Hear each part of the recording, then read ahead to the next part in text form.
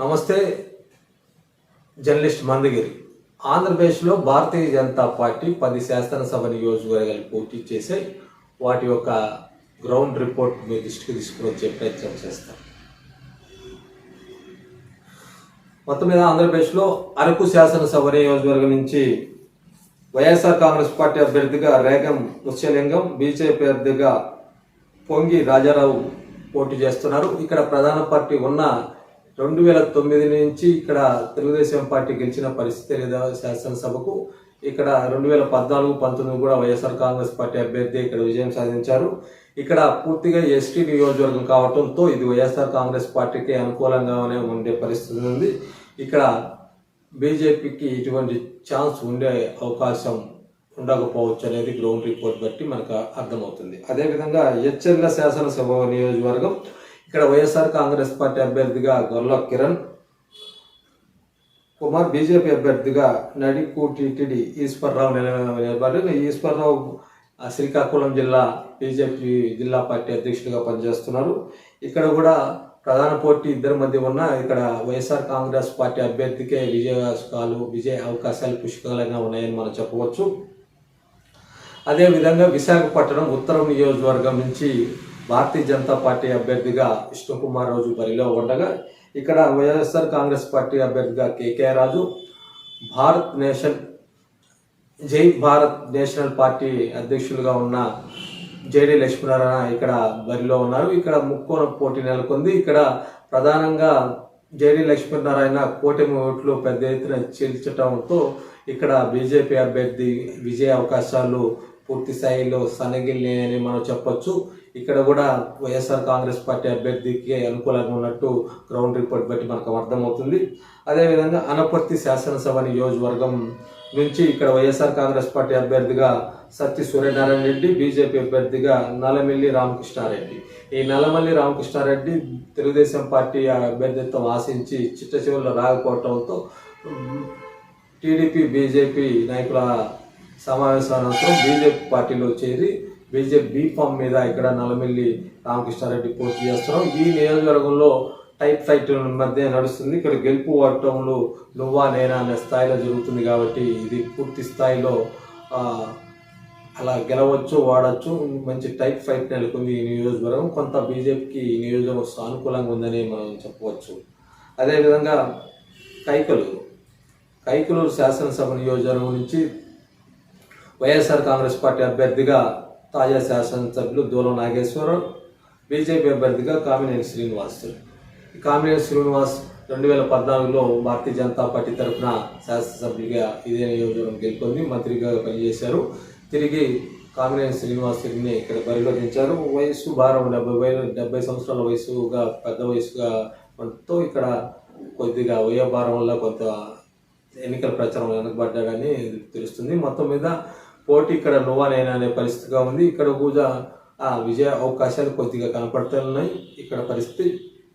అదేవిధంగా విజయవాడ పడవడ నుంచి వైఎస్ఆర్ కాంగ్రెస్ పార్టీ అభ్యర్థిగా షేక్ ఆసిఫ్, బీజేపీ అభ్యర్థిగా సుజనా చౌదరి పోటీలో ఉన్నారు. ఇక్కడ ప్రధానంగా తొలుత బీజేపీ అనుకూలంగా ఉన్న వాతావరణం చివరికి ఈ నియోజకవర్గంలో మైనార్టీ ఓట్లు, బీసీ ఎస్సీ మైనార్టీ ఓట్లు అధికంగా ఉండటంతో ఇక్కడ ఓటర్లు గ్రౌండ్లో అధికార వైఎస్ఆర్ కాంగ్రెస్ పార్టీ వైపే స్వల్ప మొగ్గు ఉన్నట్టు పరిస్థితి కనపడుతుంది. అదేవిధంగా తర్వాత బద్వేలు శాసనసభ నియోజకవర్గంలో వైఎస్ఆర్ కాంగ్రెస్ పార్టీ అభ్యర్థిగా దాసరి సుధా, బీజేపీ అభ్యర్థిగా బొజ్జ రోసన్న ఇక్కడ పోటీ చేస్తున్నారు. ఇది కడప జిల్లా సంబంధించిన నియోజకవర్గం. కడప పార్లమెంటు పరిధిలో ఉండే ఈ నియోజకవర్గంలో ఇక్కడ కూడా బీజేపీ గెలిచే పరిస్థితి లేదు. ఇక్కడ కూడా వైఎస్ఆర్ కాంగ్రెస్ పార్టీ భారీ మెజార్టీతో కలుపొందుతూ పోతుందనేది గ్రౌండ్ రిపోర్ట్ బట్టి మనకు అర్థమవుతుంది. మరో నియోజకవర్గం కడప పార్లమెంటు పరిధిలోని కడప జిల్లాలోని జమ్మలమడుగు శాసనసభ నియోజకవర్గం. ఇక్కడ వైఎస్ఆర్ కాంగ్రెస్ పార్టీ అభ్యర్థిగా సుధీర్ రెడ్డి, బీజేపీ అభ్యర్థిగా ఆదినారాయణ రెడ్డిలు బరిలో ఉన్నారు. ఈ జమ్మలమడుగు నియోజకవర్గంలో ఖచ్చితంగా 2019లో వైఎస్ఆర్ కాంగ్రెస్ పార్టీ అభ్యర్థి గెలుపొందారు. 2014లో ఇక్కడ ఆదినారాయణ రెడ్డి వైఎస్ఆర్ కాంగ్రెస్ పార్టీ అభ్యర్థిగా పోటీ చేసి తదుపిదట బీజేపీ తెలుగుదేశం పార్టీలో చేరి మంత్రికి పదవి పొంది ఉన్నారు. ఇక్కడ ఈ నియోజకవర్గంలో జమ్మలమడుగులో కూడా వైఎస్ఆర్ కాంగ్రెస్ పార్టీ అభ్యర్థి ఇక్కడ విజయం సాధించే పరిస్థితి గ్రౌండ్ రిపోర్ట్ మద్దతుగా అర్థమవుతుంది. తర్వాత ఆదోని శాసనసభ నియోజకవర్గం నుంచి వైఎస్ఆర్ కాంగ్రెస్ పార్టీ అభ్యర్థిగా సాయి ప్రసాద్ రెడ్డి, బీజేపీ అభ్యర్థిగా పార్థసారథి. ఇక్కడ పోటీ సాయి ప్రసాద్ రెడ్డి గత 5 పర్యాలను పోటీ చేయగా 4 పర్యాలు విజయం సాధించారు. ఇక్కడ స్థానికంగా సాయి ప్రసాద్ రెడ్డి మీద స్థానికంగా కొంత వ్యతిరేకత ఉంది. ఇక్కడ బీజేపీ అభ్యర్థిగా పార్థసారథి పోటీ చేయటం, ఇతను వాల్మీకి బోయ సామాజిక వర్గం వ్యక్తి కావడంతో వాల్మీకి బోయలు పూర్తి స్థాయిలో బీసీ సామాజిక వర్గం చెందిన వ్యక్తులు గ్రౌండ్లో పూర్తి స్థాయిలో అనుకూలంగా ఉంది. ఇక్కడ పట్టణ ప్రాంతంలో ముస్లిం ఓటర్లు గణనీయంగా ఉండటంతో ముస్లిం ఓటర్లు వైఎస్ఆర్ కాంగ్రెస్ పార్టీకి అనుకూలంగా పడటంతో ఇక్కడ ఫలితం నువ్వా నేనన్న స్థాయికి ఏర్పడింది. మొత్తం మీద ఈ నియోజకవర్గంలో టైట్ ఫైట్గా మనం భావించవచ్చు. అదేవిధంగా చిట్టచివరి నియోజకవర్గం ధర్మవరం శాసనసభ నియోజకవర్గం నుంచి వైఎస్ఆర్ కాంగ్రెస్ పార్టీ అభ్యర్థిగా కేతిరెడ్డి వెంకటరామరెడ్డి ఉండగా బీజేపీ అభ్యర్థిగా సత్యకుమార్ యాదవ్ పోటీ చేస్తున్నారు. ఈ నియోజకవర్గంలో తొలిత సత్యకుమార్ యాదవ్కు అనుకూలంగా ఉన్న ఇక్కడ ఇంట్రెస్టింగ్ పాయింట్ ఏంటంటే ఈ నియోజకవర్గంలో యాదవ కుర్మకు సంబంధించి 70,000 ఓట్లు పైగా ఉన్నాయి. ఇక్కడ కేతిరెడ్డి వెంకటరామరెడ్డి వైఎస్ఆర్ కాంగ్రెస్ పార్టీ అభ్యర్థి సత్యకుమార్ యాదవ్ అనే వ్యక్తి అసలు యాదవ్ కులమే కాదని సంచలన ప్రకటన చేసి తను చదువుకున్న సంబంధించిన కుల టీసీ సర్టిఫికేట్ సంబంధించిన సర్టిఫికేట్లు మీడియా ముఖం పెట్టి బహిరంగ సవాల్ విసిరాడు.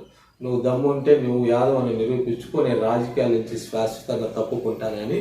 కానీ తను ఎక్కడ అసంబంధిత వ్యాఖ్యలకి కౌంటర్గా తను యాదవ్ అని నిరూపించుకునే పరిస్థితి లేదు. స్థానికంగా ఉన్న యాదవ్ సామాజిక వర్గం, ఈ కురవ సామాజిక వర్గం తమను మోసం చేశాడే అనే ఆలోచనతో పూర్తి స్థాయిలో కూటమికి అనుకూలంగా ఉన్న యాదవ సామాజిక వర్గం, కుర్మ సామాజిక ఓటర్లు కూడా చివరి పోలింగ్ రోజుకి పూర్తిగా వైఎస్ఆర్ కాంగ్రెస్ పార్టీకి అనుకూలంగా ఉన్నారు.